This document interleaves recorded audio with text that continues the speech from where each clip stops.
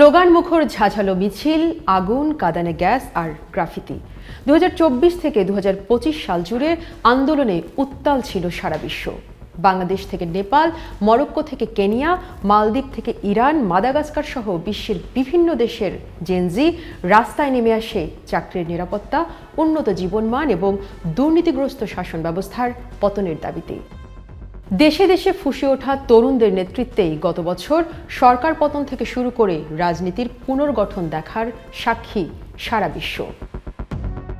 1997 থেকে 2012 সালের মধ্যে জন্ম নেওয়া এই প্রজন্ম আজ বৈশ্বিক জনসংখ্যার সবচেয়ে বড় অংশ। জাতিসংঘের তথ্য বলছে, এশিয়া, আফ্রিকা ও লাতিন আমেরিকার 60% মানুষই 25 বছরের নিচে। এই তরুণদের পরিকল্পনায় সীমানা পেরিয়ে ছড়িয়ে পড়া এই আন্দোলনের সূচনা ও বিস্তারে ভূমিকা রেখেছে সামাজিক যোগাযোগ মাধ্যম, যা বিশ্বজুড়ে পরিচিতি পেয়েছে জেনজি বিপ্লব হিসেবে। ইন্দোনেশিয়ায় শিক্ষা ব্যয় আর বেকারত্বের প্রতিবাদে মাসের পর মাস চলে ছাত্র আন্দোলন। চাপে পড়ে শ্রমমন্ত্রীকে সরাতে বাধ্য হয় সরকার। কেনিয়ায় উচ্চ কর আর পুলিশি সহিংসতার বিরুদ্ধে নতুন করে জেগে ওঠে জেনজি আন্দোলন। দমন পীড়নের মধ্যেও ক্ষোভ পুরোপুরি থামেনি। তবে 2025 সালের সবচেয়ে নাটকীয় অধ্যায় দেখেছে দক্ষিণ এশিয়ার দেশ নেপাল। সামাজিক যোগাযোগ মাধ্যম নিষিদ্ধের সিদ্ধান্ত রূপ নেয় গণ অভ্যুত্থানে। দেশেই পদত্যাগ করতে বাধ্য হন প্রধানমন্ত্রী। লাতিন আমেরিকার পেরুতে রাজনৈতিক অচলাবস্থার অবসান ঘটে প্রেসিডেন্টের অভিশংসনের মধ্য দিয়ে। আর মাদাগাস্কারে পানি বিদ্যুৎ সংকট থেকে জন্ম নেয় আন্দোলন, যার পরিণতিতে সরকার পতন ও প্রেসিডেন্টের দেশত্যাগ। এই আন্দোলনের শক্তি ছিল digital platform, hashtag, live video, এক রাতেই লাখো মানুষকে রাস্তায় নামানোর ক্ষমতা।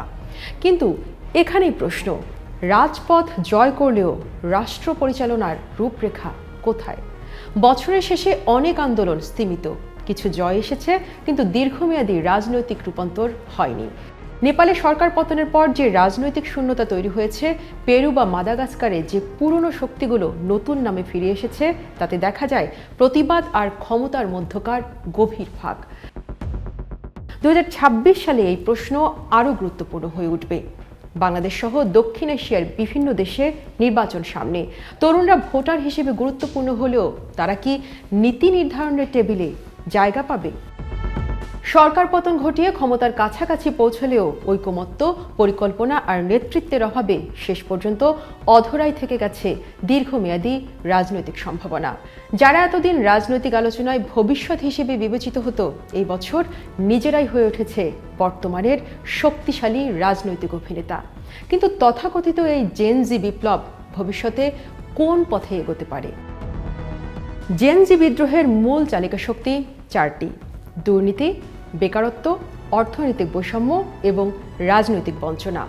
এই প্রজন্ম এমন এক সময়ে বড় হয়েছে যখন শিক্ষিত হয়েও কর্মসংস্থান নেই, রাষ্ট্রের ওপর আস্থা নেই আর ভবিষ্যৎ অনিশ্চিত। আর তাদের সবচেয়ে বড় শক্তি ডিজিটাল প্ল্যাটফর্ম।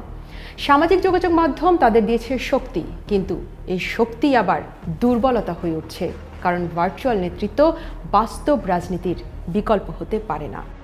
বিশ্লেষকদের মতে 2026 সালে জেনজি বিপ্লব মূলত সরকার পরিবর্তন, অর্থনৈতিক ন্যায় বিচার ও সুশাসনের দাবিতে বিশ্বের বিভিন্ন দেশে, বিশেষত দক্ষিণ এশিয়া ও আফ্রিকায় আরও প্রসারিত হওয়ার সম্ভাবনা আছে।